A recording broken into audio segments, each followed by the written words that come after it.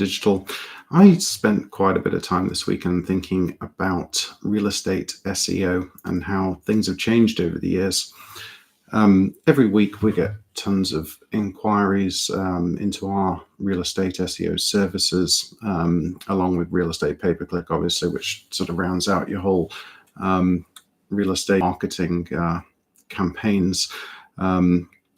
So real estate SEO, let's talk about SEO and the birth of SEO. So SEO came about back in about 97 with some search engines like Ask Jeeves that you may remember, or Alta Vista, and then finally Google. And it was back in the day that those search engines worked pretty sort of algorithm free, in that they were just looking for relevancy within the content that was on your pages, the links to your page, and didn't really take into account too much. So back in the late 1990s, we used to be able to stuff a page with terminology, even turn the text white, and to hide it on a page, and just stick in keywords such as homes for sale in San Francisco, hundreds and hundreds of times, and within that page, and then link other pages to it,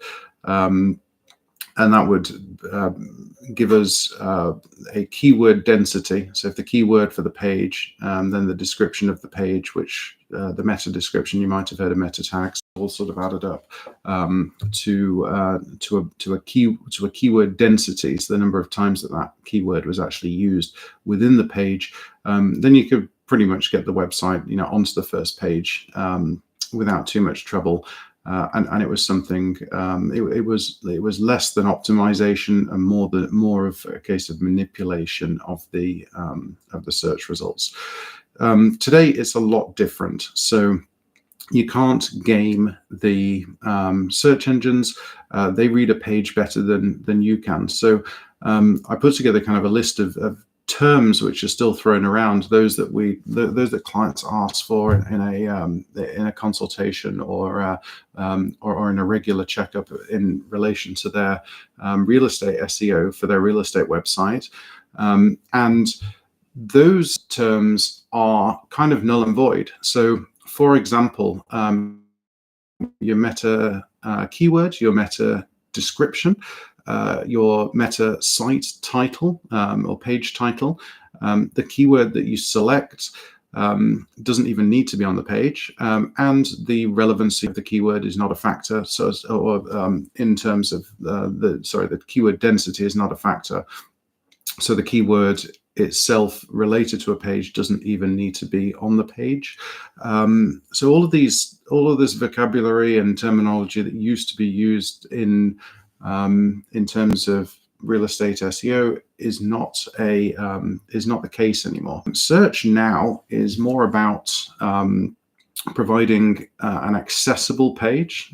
So the load speed matters. Accessibility matters. So correctly formatted image tags and descriptions of the image. The intelligence behind the search engines now. If you take every image that you upload, for example, is scanned, the alt tag that you use, which is the alternate tag, so for those that have an impairment, or if the image isn't loading, it's the text that would show up in lieu of the image, or be read out to the user in lieu of the image. That should be an accurate description. If you take capture as an example, every time you get asked to click on a picture of a bus, or every time you get asked to select the crosswalks or the traffic lights within one of those boxes to authenticate yourself as a human, you're teaching the machine what a bus is. So the idea behind machine learning is that if you tell that machine a million times what a bus looks like, so every time somebody clicks on one of those, you're telling the machine what a bus looks like, it should be able to detect a bus quicker and more effectively than a human. The same thing works for cancer and other radiological scans that are taken. So the doctors will identify within their scan the problem, the melanoma, whatever the situation is, that outline that, and that'll be provided to the machine, which will also, that, a million images of a cancer, the machine will be able to eventually identify a cancer faster and more effectively than a doctor. So with that said, on your what you need to provide on your pages is accurate, useful, well laid out content that's accessible to the masses. Millions of backlinks don't make a difference either. So having, paying for backlinks, going to paying for these news articles in different places, they have a small effect, but nothing to the effects of just writing a clean, non-plagiarized article for your website. Your content is king. And this is another key phrase that I'd kind of identify. Creating content for the sake of creating content isn't the way that you're going to game the search engine. Really, you've got to think about the user. Google is all about the user. So you have to turn it around from their perspective. Think of your customers from the standpoint of their journey.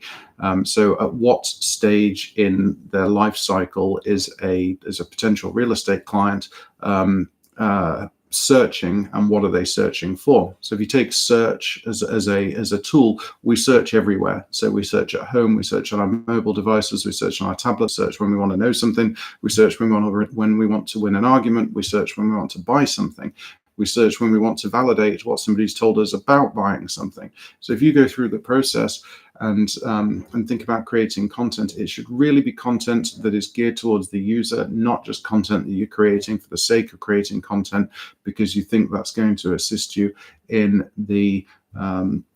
gaming the search engines. It's just not going to happen. Our SEO program is extremely transparent. We ourselves spend hours every day working on SEO for the various search terms that we want to rank for. Every day there's change. There's a little bit of there's work to do. Somebody else has come into the field. One of our competitors has put more effort in. So really, SEO is about allocating a certain amount of time per month to work on building out a well-structured website that's very, very useful to your consumers, and you'll get rewarded in kind by Google for providing users with very useful content. So it goes into a lot of planning. Any content that we create, we should be looking at how we can distribute that, how we can promote that, how we can drive more traffic to that. I always do a YouTube video alongside our content, and I also mix it up as well. I do some videos that don't go on YouTube. They're self-hosted on our site. So the whole thing works as a combination strategy. However, doing a good job at SEO will reduce your cost per click in the pay-per-click realm. So when you have a very relevant website to the term that you are paying to be at the top of the search results for, you'll actually pay a significantly less dollar amount per click than you would if you were trying to promote something that's not related. So you get penalized for that. So overall, as a strategy, having well laid out content to the user, and some paid advertising, and then other promotion that inexpensive in the way of email marketing, building that email list and getting nice relevant emails out to people, your potential leads frequently but not too frequently, and then cross-channel, of course, over all the different social media networks to promote the content to get more traffic to the website, to help position you better. Search engine marketing, if it as it is, that would encompass pay-per-click optimization. I like to think of this as the Yellow Pages, right, or other magazines within the area, park benches, and other channels like that as well. Where are your competition advertising? We want that real estate. So if there's a park bench that's available, that another agent has stopped paying for, then we want to take that real estate because it's better for you to have it than for one of your other competitors to have it. So there's a lot of that strategic kind of play in there, and the same really does apply to digital farming as well. So I put together a list of some of the terminology that we try not to use anymore, and the things that matter when it comes to search engine optimization as well in 2022. The speed of which things have changed in the last 20 years. It's a relatively new technology, but we've gone from infancy to kindergarten to high school to college, and nowadays it's nowadays what Google sees of your website is as, if not more effective than what you see, because they've got the whole scope of the consumers that are visiting websites all across the globe, as opposed to just yourself thinking about your own website. So all of these things play into your Google ranking factors.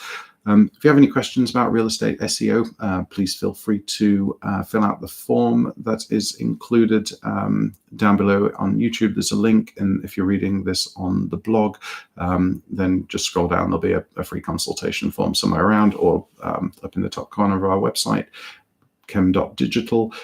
Thank you for watching. I hope you find this useful.